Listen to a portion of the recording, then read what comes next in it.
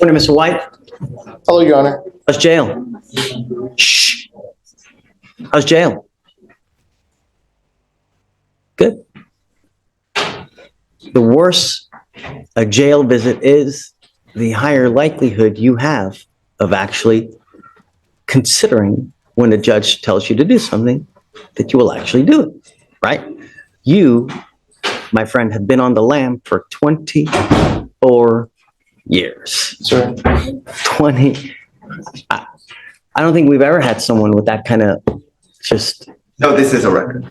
I don't want the record. I don't want it. But this was also unusual because they had a misidentification of an FBI number. So he's 2 for 2. But he's got to know at some point you can't just continue to run. That, you know, the long arm of the law is at some point. Yes. It's it, right? Absolutely. VO right out of the gate, the judge is setting the tone. Apologies mean nothing without action, and here is the reality in court. Sorry is not currency. Compliance is. So ask yourself, how many chances should someone really get before words stop mattering entirely? But as I said, Your Honor, he's here.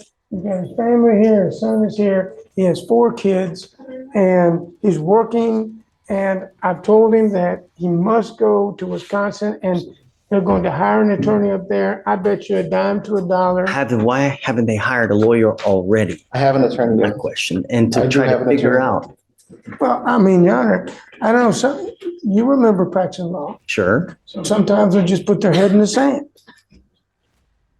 Right. And I guess at that point, the counsel is to be proactive because Yes. you know that. Right. So Dave, what do you think? Well,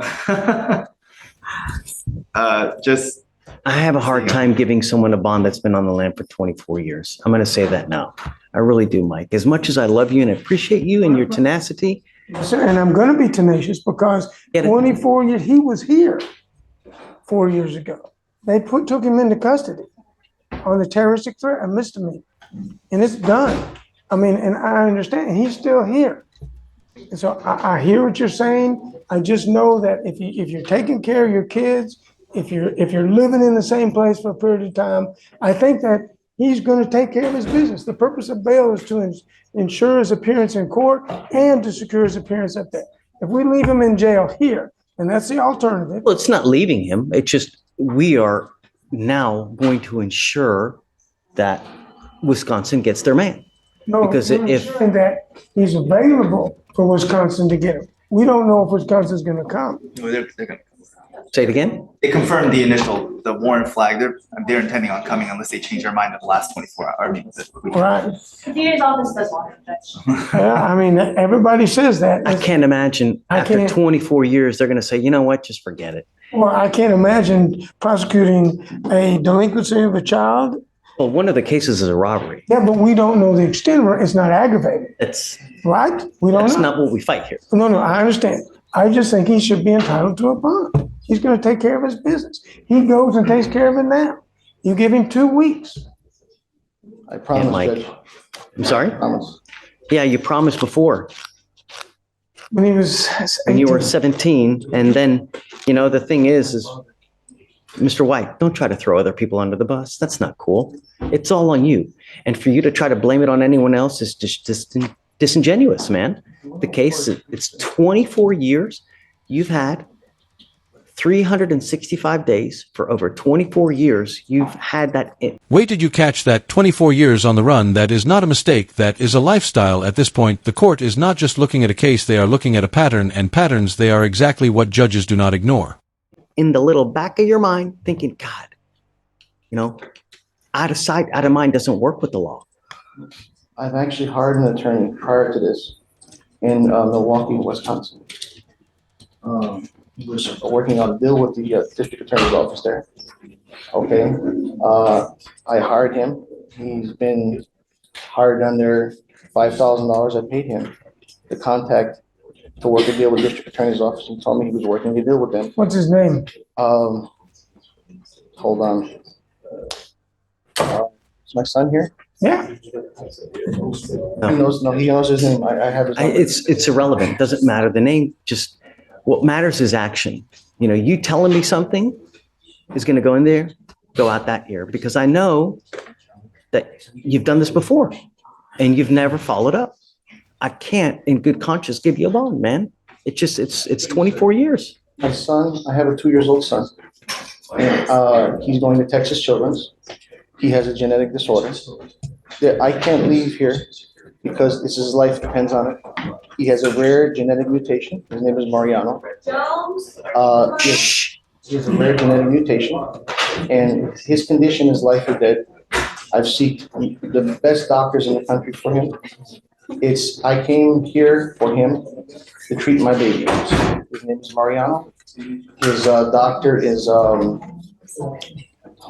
Gary Clark, neurologist at Texas Children's. That's ironic. Gary Clark is my running buddy for 30 years. He'll be back from San Diego next week. And I know Gary Clark. I understand. And the good thing that you have,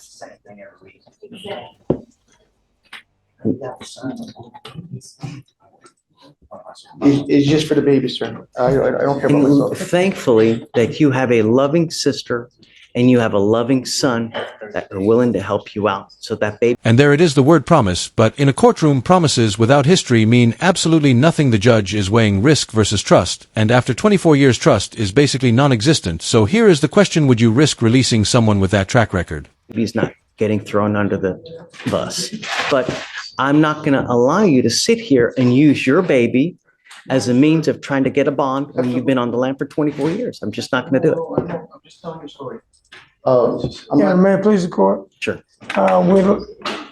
Based on what I see, how the tea leaves look like they're rolling, maybe we come back here in 15 days. Because I don't think he's going to sign. He may sign the waiver. Oh, he's going to refuse? Well, I mean, if so, let us know now so we can get the governor's warrant. Because the thing is then there's going to be another 90 days. no, I understand that. You I'd know? like to have a short period of time to talk to him about whether he Sure. wants to waive. Of course, he hasn't waived yet. No, he's refused. Okay, Oh, you can we- got to understand that. Can we carry him till tomorrow? Okay. I mean, there's no, but I mean, I know, I can tell the family now, the judge is not going to set the bond. You have two options. I love you, Mike. I really do. But 24 years, that's unreasonable. It's pretty impressive. For me to be able to just, it's, No, I got it. We'll see you tomorrow. okay. It's a pleasure. Brother, see you tomorrow. Bye-bye. All right. You have to go again? What is the one thing I ordered you not to do? And why are you here? So one of two things is evident. Either you don't care about bond conditions, you don't care what judges say, or you have a problem. But, we ordered you not to use. It's a serious case. It's a DWI second offense and you're using.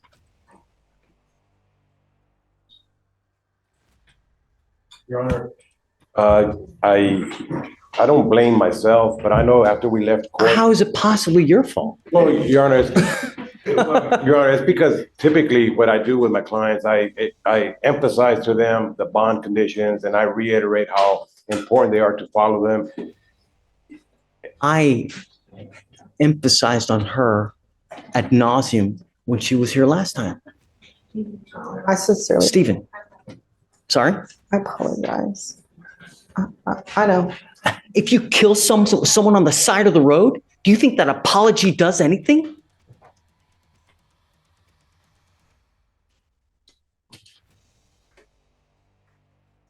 If I had one strand of hair for every single person that told me sorry in here, holy moly, I would look like Gene Simmons.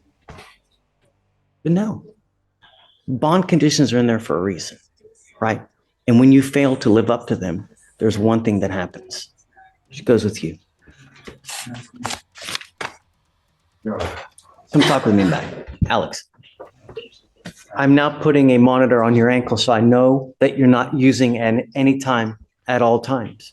You will now get a scram device on one ankle so I know that you're not using on your other ankle. I'm going to put a GPS monitor and I'm now giving you a curfew. You are not allowed to be out in the middle of the night. Do you understand?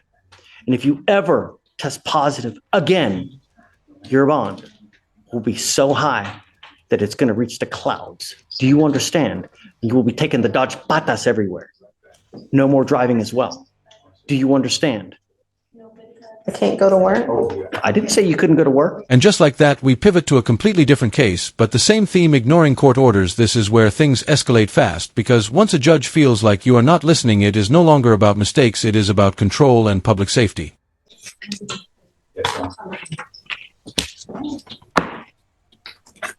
You're on a very serious second DWI, and you're continuing to consume. I want to do everything in my power to protect the public. I don't want you on the street, and I don't want you out in the middle of the night. You're continuing to use. It scares me. Do you know every single day someone dies from an alcohol-related collision in this county? Every single day. And I will do everything in my power to prevent it from happening. I'm modifying your conditions now in lieu of taking you into custody. You can sure do it the other way around.